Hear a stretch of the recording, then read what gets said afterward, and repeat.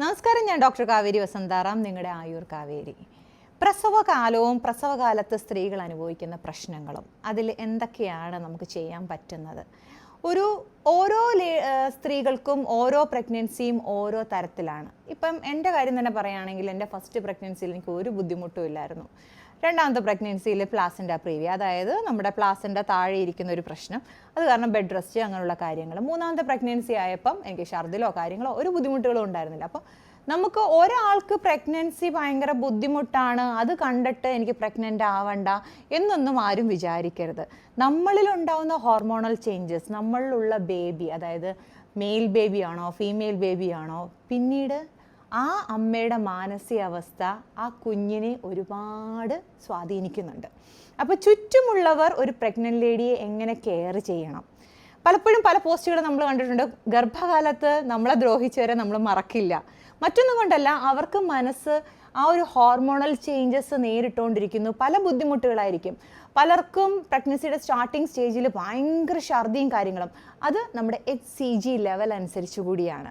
അതായത് ചിലർ പറയും നല്ല സ്ട്രോങ് പ്രഗ്നൻസി ആണെങ്കിൽ അവർക്ക് കൂടുതൽ വൊമിറ്റിങ്ങും കാര്യങ്ങളുള്ളപ്പോൾ അവർ സന്തോഷിക്കുകയാണ് ചെയ്യേണ്ടത്, കുഞ്ഞ് സേഫാണ് എന്ന് പറഞ്ഞ് പ്രഗ്നൻസിയുടെ സമയത്ത് ഛർദിലില്ല, വേറെ പ്രശ്നങ്ങളില്ല എന്ന് പറഞ്ഞ് സേഫ് അല്ലെന്നും അല്ല അതിനുദാഹരണം.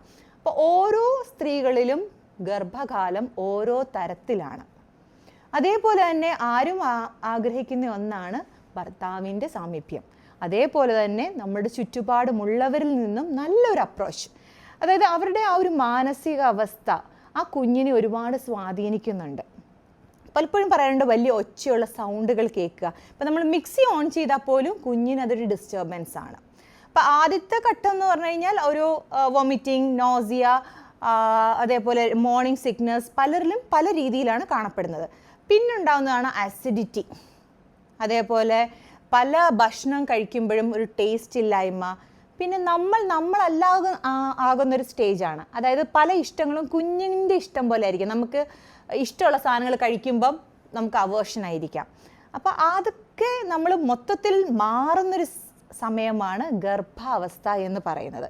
അതുപോലെ അതിൻ്റെ സെക്കൻഡ് ട്രൈമാസ്റ്ററിലോട്ട് വരുമ്പോഴത്തേക്ക് ഈ ആദ്യത്തെ ഘട്ടത്തിലുണ്ടായിരുന്ന പ്രശ്നങ്ങളൊന്നും പിന്നെ ഉണ്ടാവണമെന്നില്ല. പക്ഷേ തേർഡ് ഘട്ടം, ഫസ്റ്റും തേർഡുമാണ് നമ്മൾ ഏറ്റവും ശ്രദ്ധിക്കേണ്ടത്. ഫസ്റ്റ് 3 months സർവൈവ് ചെയ്താൽ തന്നെ നമ്മൾ പറയും ഓക്കെ, ആ ഒരു അബോർഷൻ നടക്കാൻ അല്ലെങ്കിൽ പല പ്രശ്നങ്ങളും നടക്കാനുള്ളൊരു സ്റ്റേജാണ് ഫസ്റ്റ് സ്റ്റേജ്. അപ്പോൾ നമ്മൾ അത്ര കെയറിങ് ആയിരിക്കണം.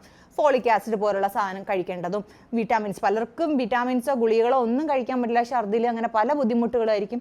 അതേപോലെ തന്നെയാണ് ചിലർക്ക് കോൺസ്റ്റിപ്പേഷൻ ആയിരിക്കും, ചിലർക്ക് സിവിയർ ലൂസ് മോഷൻ ഉണ്ടായിരിക്കും, പല തരത്തിലാണ്.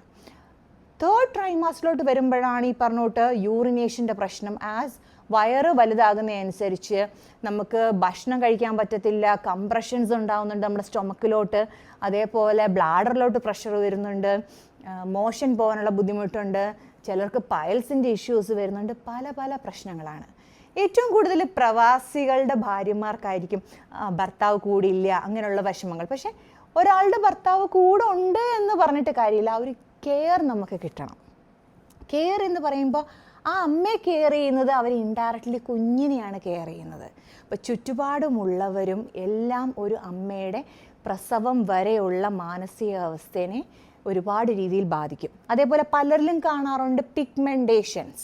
അത് ഈ കുഞ്ഞിൻ്റെ ഹോർമോൺ എന്ന് വെച്ചാൽ അമ്മയുടെയും കുഞ്ഞിൻ്റെയും കൂടെ വരുമ്പോൾ ഉള്ള ഹോർമോണൽ ചേഞ്ചസ് കൊണ്ടാണ്. പലപ്പോഴും ഉള്ള പ്രശ്നങ്ങളൊക്കെ അത് പ്രസവം കഴിയുമ്പോൾ മാറും. കഴുത്തിൽ പിഗ്മെൻറ്റേഷൻ, മുഖത്ത് പിഗ്മെൻറ്റേഷൻ, ചിലരുടെ മൂക്ക് വലുതാവുക, ഇതൊക്കെ എന്ത് കുഞ്ഞാന്നുള്ള സിംറ്റം എന്നൂടെ പറയാറുണ്ട്.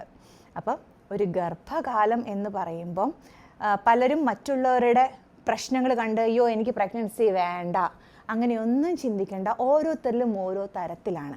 ഇപ്പം ആദ്യത്തെ കുഞ്ഞ് ഭയങ്കര വയലൻ്റ് ആണ്, അതുകൊണ്ട് എനിക്കിനി കുഞ്ഞേ വേണ്ട, അങ്ങനെയല്ല. അപ്പം നമ്മൾ എങ്ങനെ കുഞ്ഞിനെ ഹാൻഡിൽ ചെയ്യുന്നു അതൊക്കെ അനുസരിച്ചിരിക്കും കുഞ്ഞിൻ്റെ ഓരോ ഗ്രോത്തും മാറ്റങ്ങളും കാര്യങ്ങളും ഒക്കെ. അപ്പോൾ ആദ്യത്തെ കുഞ്ഞ് ഭയങ്കര സൈലൻ്റ് ആണ്, രണ്ടാമത്തെ കുഞ്ഞ് സൈലൻ്റ് ആവണമെന്നുമില്ല.